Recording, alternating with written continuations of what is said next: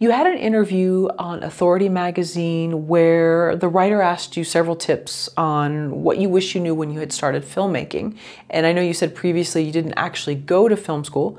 You do have a master's in writing and journalism. Number one, you said you will need to make sacrifices.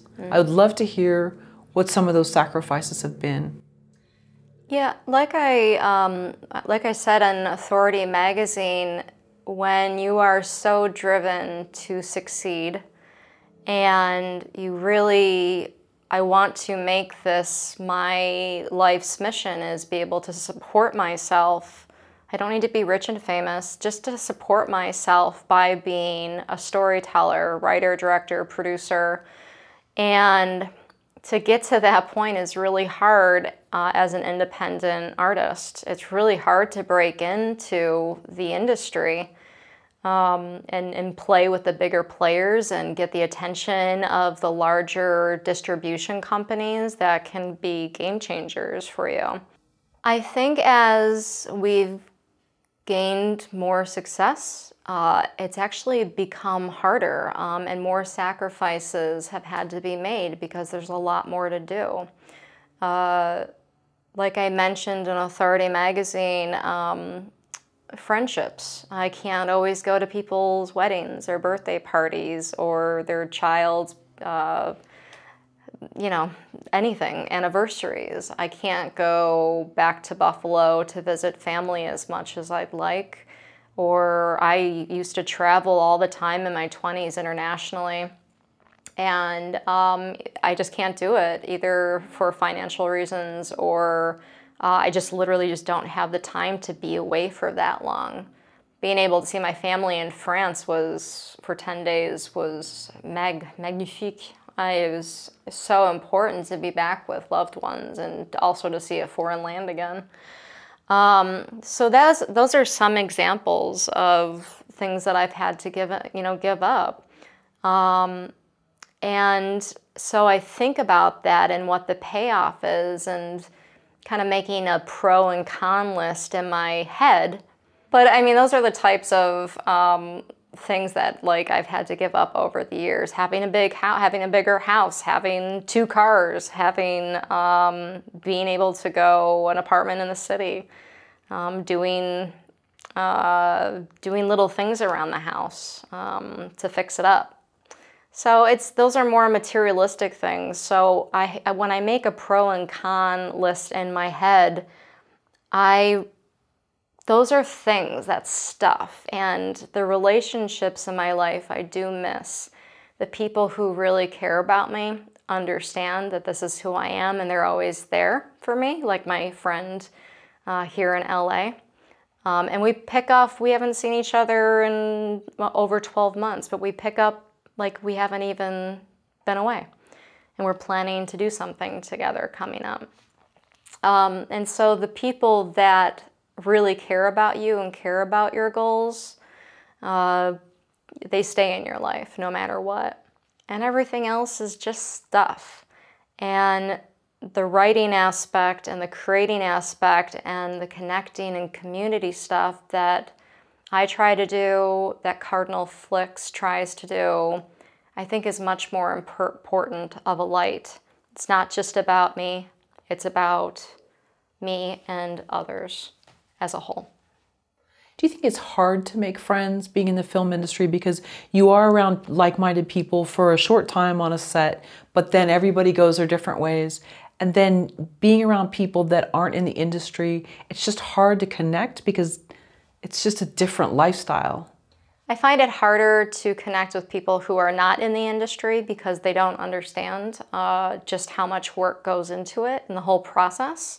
So I've had several awkward conversations with people. If we go out to dinner, there's just this awkward silence when I start to talk about some of the stuff that I'm doing, which is, I understand. It's impossible for me to explain. I've had to learn over several years. The people that I work with, especially the crew members, almost all of them come back for every shoot, so we feel like a family. And we pick up right from the start where we left off, and it's like we are constantly texting each other, hey, I'm doing this shoot. Do you have any recommendations for a script supervisor or a first camera person or an editor, whatever the job is. We're looking for an actress who is XYZ. Do you know anybody? And so we're constantly keeping in communication, even though it's surrounding work, but during those conversations we do, like, what are you doing? Are you like, what's been up with you? And that's nice. Number 2, the highs can be very high and the lows can be very low. Yeah, when you work together as a team and everybody really cares about a project and they're putting their blood, sweat, and tears into something, and you make a beautiful piece of art together, there's nothing more rewarding than that, because you did it. And the lows are hard because maybe you know, most of the time you don't have enough money or the amount of money that it would have to make your life easier to create that. And as the writer, director, and producer, a lot of those people don't realize I'm also the producer, so I'm thinking about a million other things that could go wrong. And that's very, very, very stressful.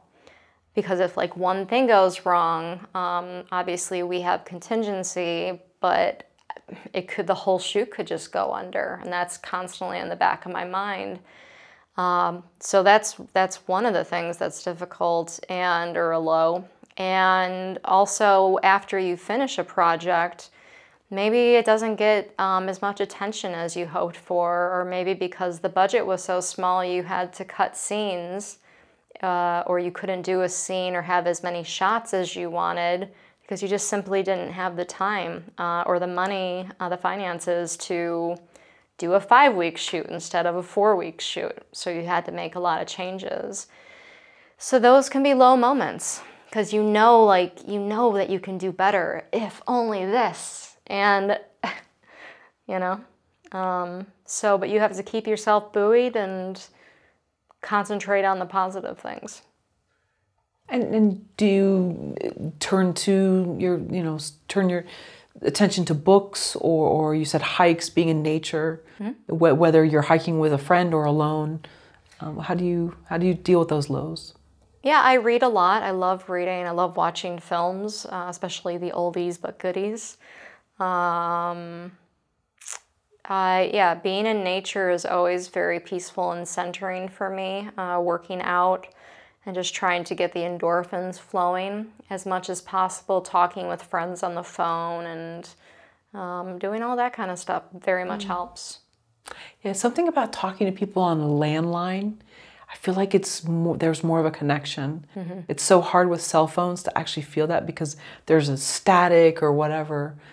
I don't know, I guess I'm dating myself with the landline, but it was just such a landline. Okay, good. Yeah, it's a clear, there's something where you feel more connected to the other person, I guess.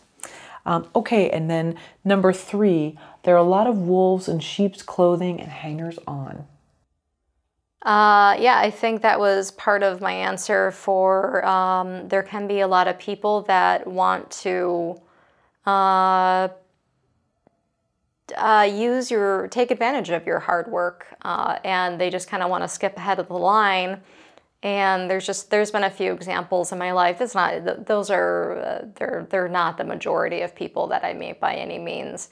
But if they think that they can get a step ahead by just knowing me, that I know this person, then they can get in touch with them. And it's just like, no. Like I had to work to make that connection, like really, really hard. And it's, so. And It's not me trying to like keep and not like share with other people, but it's difficult to, Yeah, no, it makes sense because you don't also want to violate the trust of the person they're trying to get to. Exactly. And then, you have an existing relationship with that person. So then if you're just doing like, hey, I want to introduce you to so-and-so, which isn't a common ask, that can violate the trust of the other person. So that's understandable. It often happens with talent, especially bigger name talent. And if I simply have a working relationship with that person, then I'm like, you're gonna have to go through their agent, or you're gonna have to go through the channels that I had to go through. If it's a crew member that's looking for a cinematographer, then I have no problem doing something like that. But it's when I know that the intentions are a little bit more, I don't know the word, they're, what would the word be? Just selfish, I guess? Or just, again, trying to skip to the front of the line. Sure. Understood.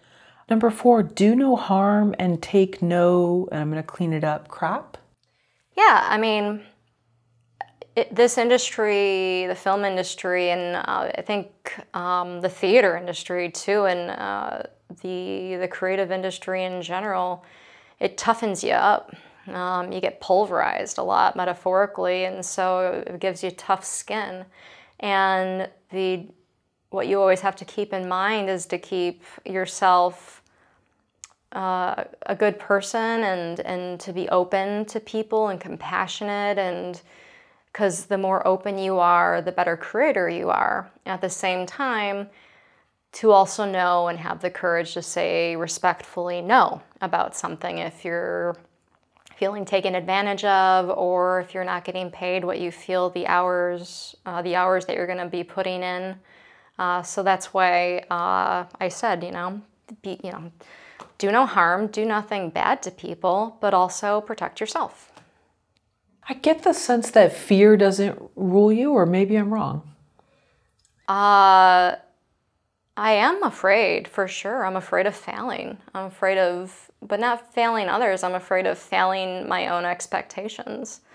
And I have to get better at that. But it seems like I get the sense that you will challenge, even if you're intimidated by it, that you will find a way to take it on and work with it. Yeah, yeah. That's great. Yeah, my mom, she's very strong like that. My dad is very strong like that as well. So I think I learned that from them. People like actor Karen Allen, whom I've known now for, I think, going on 10 years. I met her through Rattlestick Playwrights Theater. And she's a very, very tough individual as well. A lot of people know her from Raiders of the Lost Ark, Animal House, Starman, but she's had nothing was handed to her on a platter, and just having her as a role model also, it's really, really impressive. Do you think people are ever intimidated by the fact that you do seem very just contained and you're, to outward appearances? Do people ever bump up against that and feel intimidated?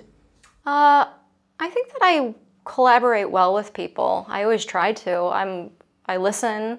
A lot of the people that I work together with, they listen, and we both want the best end product. And that if I don't have the answer to that, then that's fine. And if they don't have the answer to that, then that's fine as well. So I don't know if I'm really self-contained. I see a little bit of tunnel vision sometimes, and I try to be better at not doing that so much.